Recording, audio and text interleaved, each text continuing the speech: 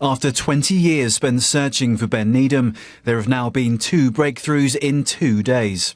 A potential new lead obtained exclusively by Calendar. I said hello, and he said to me, "My name is Ben."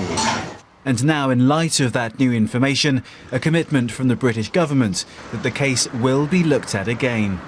I'm overwhelmed.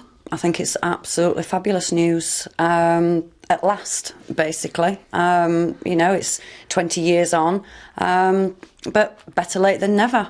Kerry Needham's ordeal began on the Greek island of Kos in July 1991.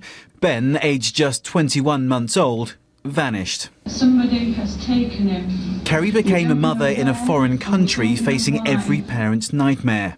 Ben's disappearance prompted a huge search of the area, including ports and airports.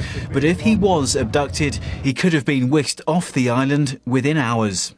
Allegations that travelling gypsies took him have never been proven. But the city of Larissa, 220 miles north of Athens, could be pivotal in providing the answer.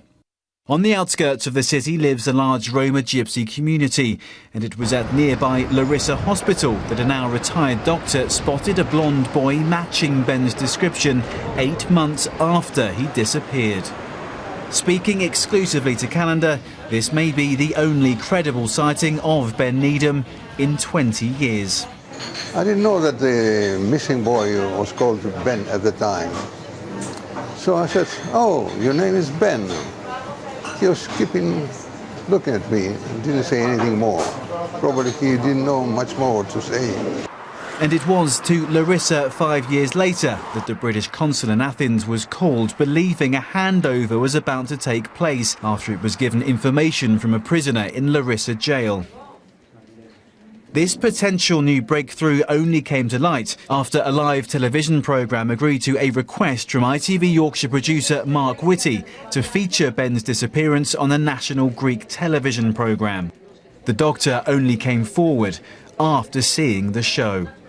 And this afternoon, less than 24 hours after we broadcast that interview, Ben Needham's case has been raised here at the House of Commons by Kerry Needham's MP, and it's provoked a commitment from the highest levels of British government. Mr. Speaker, it appears that new evidence may have come to light, and Kerry believes that any investigation or review of her case would be helped by securing political commitment to her cause at the top level of government, as we have seen in the case of Madeleine McCann. The Honourable Lady will appreciate that I would not want to comment in detail on the case across the floor of the House, but I would happily make time to see her and her constituents to discuss this further. You've got to keep finding the strength every day to be able to continue your fight.